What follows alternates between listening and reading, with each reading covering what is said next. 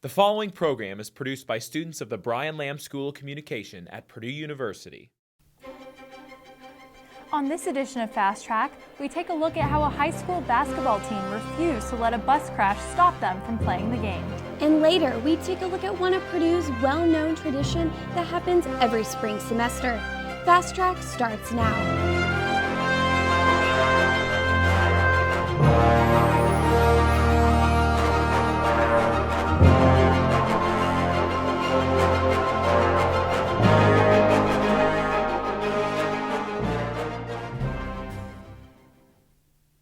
Welcome to Fast Track. I'm Taylor Briscoe. And I'm Rachel Bibler. With scars and sores, the Griffith High School basketball team fought on the court in their makeup semifinal game in Lafayette. The team survived a horrible bus crash on Saturday and then pulled it together to play in the state semifinals. The team and community took away valuable lessons from the game, not just on the court. Julie Villanova has the story. The unexpected happened to the Griffith High School basketball team. Watching them play, you would never know that they were involved in a terrifying bus crash just days ago. Last week when we were upside down in that bus, I mean, if you'd have told me we were playing even today and then you would have told me we were going to do this and then all this happened, because sometimes you think you're a team of destiny. With a little limp, Coach Gary Hayes led his team onto the court with strength and energy.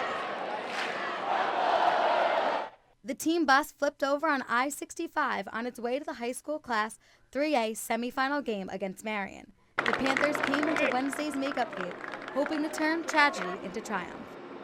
For what they went through, it's amazing. We were very concerned about even 6 hours ago what we were going to be able to put out here on the court. For an unsure team with bumps and bruises, they held their own until the final seconds, when a tied game turned into a loss. I mean, it's amazing how this community grabbed this basketball team on their shoulders and picked us up. They brought us even more closer. Everyone here is a family, and we can go beyond that. Those are like my family. Like, we go to school together, we see each other every day. Like, it's very emotional. Despite the Panthers coming up a bit short, Coach Hayes says that this is a life lesson that the team will take with them in the long run, and also made the community come a whole lot closer. Reporting from Lafayette Jeff High School, Julie Villanova, Fast Track Sports. Let's take a quick look at the current weather conditions from Fast Track's meteorologist, Alita Donnelly. Today we saw highs in the lower and mid-50s throughout the entire state, with 55 here in Lafayette, 54 over in Kokomo.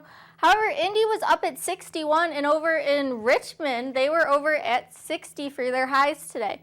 Moving to current conditions right now here in Lafayette, we have 53 currently. It feels like 50 though. The humidity, fairly humid, but it's not as bad as we saw yesterday with the storms rolling through. Low tonight, 32 degrees, and the winds are out of the west at 15 miles an hour. Moving to our overnight planner, you can see if you're going out, it's 53 at 6, still sunny, 49 at 8, 45 at 10, and 42 at midnight. And stick around for the full forecast to see when we're going to get hit with rain again when that clipper comes through the northern Great Lakes. Thank you, Alita. One of the most well-known traditions on campus is the Purdue Grand Prix. Purdue University seems to come alive with campus-wide celebrations and excitement. Every year, teams put their heart and soul while spending months preparing and getting ready for the big race before the school year concludes. Liz Van Ostenburg spent some time with one of the Grand Prix teams, Sigma Chi Racing, to get an inside look at what is put into a team before they even hit the track. The Purdue Grand Prix, known as the greatest spectacle in college racing, will take place on April 23rd as 33 drivers and teams will participate in a 160-lap, 50-mile race. One of the teams competing with 2 cars this year is the Sigma Chi Racing team. With a newly built garage located conveniently next to their house, a veteran driver, and a strong alumni base, the team feels confident in the race this year. I'm ready. I'm excited. We have a brand new kart this year, so we're coming in with everything. Teams start prepping for race day all year long, which consists of working on their karts, finding funding, and picking drivers in order to achieve their highest racing potential. We start out slow at the beginning of the year, and then we gradually build our way back up towards the end of the year. We're now coming close to the racing season. We're working out here almost two, three times a week, and then coming closer and closer. We'll be out here pretty much every day, working out late in the night. Just being able to come out here for an hour or two a night, or just after a long day, just like hang out in the garage with a bunch of guys, just work on a little something. Nick Hale, a sophomore driver, grew up racing go-karts and sprint cars. He is on his second year driving for the team and uses his prior racing experience and knowledge of go-karts to be able to be a mentor to some of the rookie members on the team. I taught them my ways of doing things, but we also have different ways of doing things that we've done in the past. So it was neat kind of seeing different ways of doing things, but also teaching them what I knew. Spencer Meredith, a sophomore driver, unlike Nick, is in his rookie year on the Grand Prix team. A racing fan growing up, he decided to try out to be the driver on a whim and showcase some natural ability, allowing him to be the second driver on the team. They sat me down, they said, "This is serious, do you want to do it?" And I said, "Hell yeah, like let's get going." And so the situation came along where it was possible to go down there and just kind of show them what I had. Then I hopped on the opportunity, and luckily they saw me and picked me out, so I guess I'm kind of lucky to be in the spot that I'm at. With all their months working on their cars, they haven't had the opportunity to get in their cars and practice yet. So Spencer has been using this to take advantage of alumni and veteran drivers to prepare for the first practices leading up to the race. Honestly, I'm just learning about the carts. Like, that's the main thing that we're doing, is I'm just learning the ins and the outs of how the carts are working and everything, and what I should be feeling when I get out there. And honestly, that's going to make a huge difference when I actually do get in and drive it, because I've never had a huge, vast knowledge of like engines and cars and everything. So just knowing everything that's under the hood right now is honestly just like, it's a big learning curve, because I've learned so much more about engines in the past couple months with these guys than I have in my entire life. While the drivers are important, the crew chief acts like a CEO of the team, making sure the crew members and drivers stay on track throughout this journey. Like Nate Graber, a sophomore crew chief who has been heavily involved in Grand Prix since his freshman year and now holds a major leadership position on the team. For me personally, I was very passionate coming into school, and I knew it was something I wanted to get into. Seeing, like, working on go-karts and engines growing up, I was always able to work with my hands and very into that kind of stuff, so coming into it last year. Anything can happen come race day for all the teams, so the Sim-Makai racing team members will appreciate this whole process and being a part of a major legacy at Purdue. All the hard work that's gone into it, we already know that no matter what the outcome is, that we're going to be happy with all the time that we put into it. And honestly, when we get out there, it's all about just kind of like racing myself rather than anybody else. Rookie practice starts this Saturday, April 2nd, with official practice starting on April 5th. Qualifications are on April 16th, and the race is on April 23rd. You can find out more information by heading to PurdueGrandPrix.com. Reporting for Fast Track, I'm Liz Van Ostenburg. When we come back, we are going to take a look at a place where people can go if they need a glass of wine at the end of a long day. And later, we head over to Alexander Field to welcome back the Purdue baseball team. Stay with us. It's one small step for man,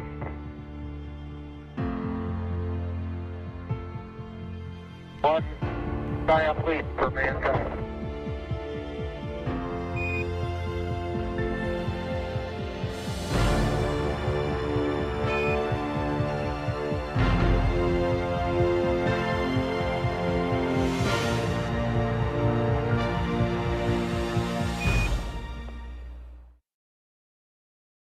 Praised by The Guardian for its restless energy and esprit, Les Violons du Roi is a 15-piece ensemble from Quebec, Canada, that specializes in the performance practices of the 17th and 18th centuries. This special engagement will feature the award-winning French pianist Alexandre Tarron in a celebration of the classical movement, with works by Mozart and Joseph Martin Krauss. April 16th at Loeb Playhouse. Details at convocations.org. Presented by Purdue Convocations.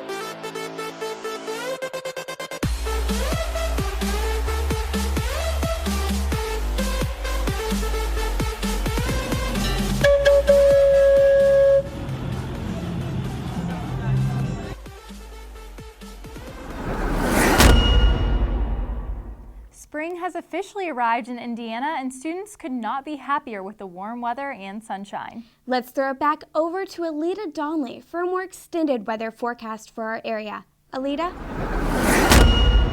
Highs around our area were in the 50s, but further west a little bit cooler and even a little bit warmer further south, but we did see a cool off from the past few days as that cold front did push through last night. And today, current conditions around the area, 51 in Kokomo, 53 over in Lafayette, and 49 up in Rensselaer currently. Though down in Indy, they're at 57, and they will stay actually warmer than the rest of the area for this evening tonight as well. Moving to the almanac and back to the history books, record high 82 back in 2003, low of 21 back in 1964. Though we're about average for this time of year for our highs and lows, otherwise not too extreme for this time of year. Moving to satellite, you can see that we are under cloud cover at the moment, and that those cloud covers will move out of the area and we will clear out through the overnight and evening hours. Around 11 o'clock, the high starts to come down from Iowa through Illinois and into Indiana. Cloud cover does push southeast with that as well, and then once we get to Saturday morning, high is located over our area, and we should see a little bit of rain showers move in through the afternoon during the day on Saturday. Friday night, you could see a spotty shower with this, as we do see a little bit of rain further north of our area. Light rain over us, but otherwise it's fairly scattered throughout the area for the day, for the evening on Saturday. Moving to 8 o'clock, rain pushes eastward. We still see a spotty shower throughout the area, though we won't see too much accumulation with it, and it won't be a formed squall line like we saw yesterday. Moving on forward to about 2 a.m. on Saturday, still spotty showers. They're very light though, so no accumulation with them. Moving to 8 a.m., we do see clearing skies throughout our area, but the next batch of rain moves in through the early morning or late morning hours and into the early afternoon. We see this line start to come down through northern Illinois and push southeastward with that. As it pushes southeastward, we will see a little bit of more widespread rain with it, but again, it will be fairly light and it could also disappear before even touching the ground. So just be aware of that if you're going out on Saturday morning. Moving to Saturday afternoon and early evening. Moving to the early evening, you can see that the showers move eastward, and we do see fairly dry through the area throughout the evening and into the overnight hours. Spotty showers again around 8 o'clock, and then by the time we get to Saturday night, you will see the cloud cover disappear completely. Moving to lows tonight, 34 in Kokomo, 32 here in Lafayette, and 37 down in Indianapolis. Saturday, the high temperature will be 48 degrees. You could see the chance of rain, though we don't know if it will hit the ground yet. Partly cloudy, and it will be blustery with very intense winds and strong ones with that as well. Moving to Saturday night, you can see that the low will be 27 degrees. We will see decreasing cloud cover as the showers move eastward, but we will see also the winds decrease with that as well. Moving to Sunday, we do see a high of 55 degrees. Clear throughout the day, but we could start to see increasing cloud cover throughout the day on Sunday, mostly in the afternoon and evening hours, and with that we will start to see rain move in again early in the day on Monday. Moving to the 7 day, you can see that we do see the chance of rain again on Monday, high of 51, but it will push out quickly as it is only expected to hit through the morning hours. Moving to Tuesday, we stay clear. Again, another rainmaker though pushes in Wednesday and sticks around through early morning on Thursday. And then by Friday of next week, we see partly cloudy skies, but our temperatures do drop down to the upper 40s. Thanks, Alita. The Cellar 422 is a wine bar located in downtown Lafayette. This shop opened last fall, and since then it has expanded its wine selection and space. It has a variety of wines from all over the world, along with housing wines from the West Coast. If you're in the mood for a glass of wine, you can visit this place on Main Street. And if you love the wine they offer, you can even buy it. Reporter Rachel Bibler has the story.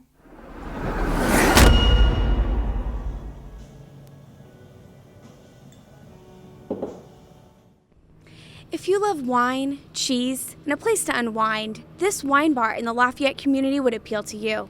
Located on Main Street, this family-owned business has created a niche that not many might know about.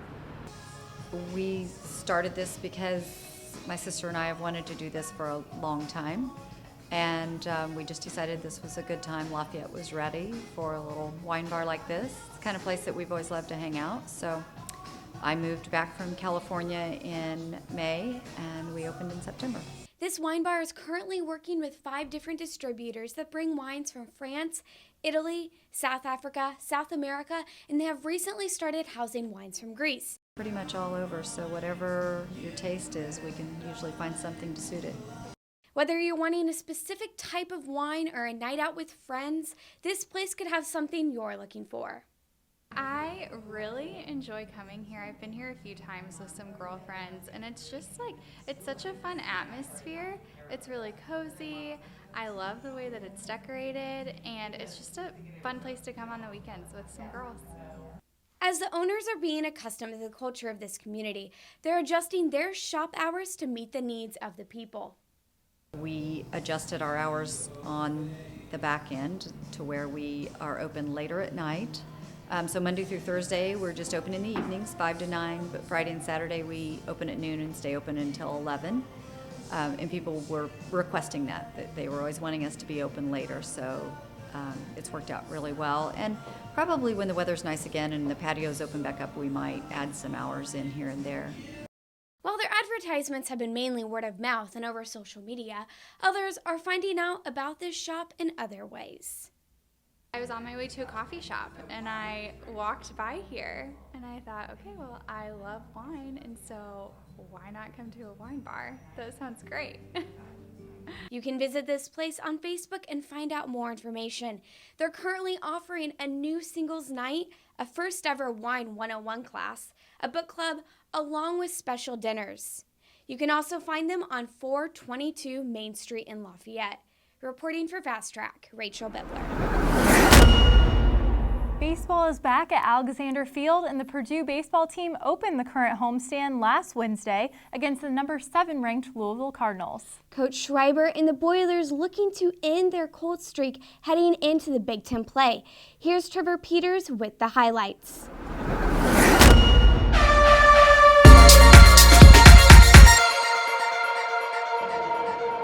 Beautiful day for some opening day baseball. Number 7 Louisville taking on the Boilers at Alexander Field. Purdue has struggled in the past few months, entering the game with a 4-13 record while dropping 5 of its last 7. Top of the first, Louisville already up 2-0, bases juiced for pitcher Alex Lyons. Cardinals designated hitter Colby Finch launches a double into deep left, and with a pending play at the plate, Purdue left fielder Cody Strong guns out the runner at home. Louisville would score 4 more in the first. Cardinals continued to hit around the yard in the second. Louisville's Nick Slowak launches a single into left. The Boilermakers missed the diving catch, and the Cards score 2 more in the second. But some of the youngest Purdue fans haven't given up hope quite yet. After a leadoff walk in the bottom of the 6th, freshman Duncan McKinnon ends the Louisville no-hitter with a single into left. He would advance the base runner to third, and Louisville would walk the next batter to load the bases and set up first baseman Kyle Wood for a grand slam home run, finally putting the Boilers on the board in the 6th. That home run gave Wood a Big Ten leading 8 home runs on the year, but unfortunately it was too little, too late. The Cardinals beat the Boilermakers 9-4, and after the game, Coach Doug Schreiber pleased with Wood's performance, but unhappy with his starting pitchers. Well, I mean, obviously we got to be better at the beginning of the ball game. I mean, that's been a little bit of a problem for us. The pitchers coming out and not giving us a chance, right away. Again, but that's been a little bit of our problem, is getting quality starts from some guys, and it's not just one guy. It's been a couple different guys. So they got to keep learning and keep seeing that it's not about how hard or all that stuff. It's having command down in the zone. That's got to be your first intent, and then being able to keep some of those hitters off balance. We can't really look at the other team's score. We have to stick to our approach. All 9 innings matter score. Stick with our approach and keep putting pressure on the defense and working to have quality at bats all 9 innings. So it shouldn't. The score giving us giving up runs early shouldn't have an effect on our offense. But we just gotta keep believing in our approach and trusting with it. We're really working. I mean, a lot of guys we were all here 3 or 4 hours before the game, working, hitting. I mean, we hit a lot of balls hard today, especially early, just kind of found glove. So if we just stick with it, they'll start falling for us. Before our last story, let's take a final look at the weather to see what we can expect this weekend. Alita? Friday night we'll hit a low of 32 degrees. We will see partly cloudy skies and a fairly light wind throughout our area. But moving into Saturday, we will see the temperatures stay around average for this time of year. We'll be a little bit cooler though, with a high of 47 and a low of 27, or 48 and 27 of course. And then we'll see partly cloudy skies. You could see the chance of rain though throughout the day on Saturday, but it will clear out through Saturday evening and we will stay dry for Sunday. But we do expect those strong winds and blustery conditions throughout the day on Saturday. Moving to Sunday now, you can see that we have the high of 55 and a low of 45 as we do start to see the increasing cloud cover overnight ahead of that low pressure system that will hit us on Monday morning and will bring more rain with it as well. But we will stay clear throughout the day, so just be aware of the increasing cloud covers through the evening and overnight hours on Sunday. Moving to the 7-day, we do stay dry through the weekend, but then we get to about Monday and you will see the rain move in through the early morning hours. Could affect the Monday commute even. Clear for Tuesday, another rain batch moves in on Wednesday. We could see that stick around through the day on Thursday, and then by Friday the temperature drops, and we do see the temperature drop down to the upper 40s, but we do see clear conditions returning. Students on Purdue's campus are always looking for new restaurants and shops to pop up, especially when they bring something different to campus. This new restaurant does just that and is open until 4 a.m. Taylor Briscoe has a story on where we can get the newest late night snack. 112 Andrew Place in Chauncey Village is home to a new restaurant, Cousin Polly's. They are one of the few restaurants in town that serve Chicago-style food. This business was opened by Malcolm and Taylor Canute, a father-son duo. Taylor says they have been dreaming of this for years. We kind of were toying around the idea of, do we start like a food cart or a truck, or do we go full-on restaurant? And we kind of just decided that the restaurant would be the better option. And we kind of used some concepts from a bunch of different places up in Chicago to come up with this concept and kind of meld it together. Malcolm says a college campus like Purdue was the perfect fit for their restaurant. There's a real void for variety, so to speak, on college campuses. If you just look at my kids' debit card statements every month, it's Jimmy John's, it's Chipotle, it's Wingstop, and repeatedly over and over. So I think that the market has plenty of room for growth. The Canutes pointed out they have a small menu because freshness and consistency are key to them. All our ingredients are top-of-the-line quality. We use Vienna beef products for the hot dogs and the Italian beefs. The Italian sausage is personally my favorite thing on the menu. We bring it down from a grocery store called Caputo's up in Chicago. It's really, I think it's the best Italian sausage I've ever had. And as for the restaurant name, turns out Cousin Polly is a real person in the Canute's life and a Chicago native. We wanted to have a little bit of a quirkiness to our theme, not just have it open up and just be a Chicago place. We want to have a central character that is based off of, and that's where Cousin Polly comes in. I think as things progress with our restaurant, I think people will get to know the logo a little bit more. With early and late hours all throughout the week, the restaurant is open the majority of each day. Look out for delivery to become available on Hungry Boiler soon. So whether you want an Italian beef for lunch or some hand-cut fries to satisfy a 3 a.m. craving, Cousin Polly's will satisfy it all. Reporting for Fast Track, Taylor Briscoe. That's all the time we have for this week's edition of Fast Track. I'm Taylor Briscoe. And I'm Rachel Bibler. To see these stories again and more, go to youtube.com and type in Purdue Fast Track and let us know what stories we should cover next. See you next week.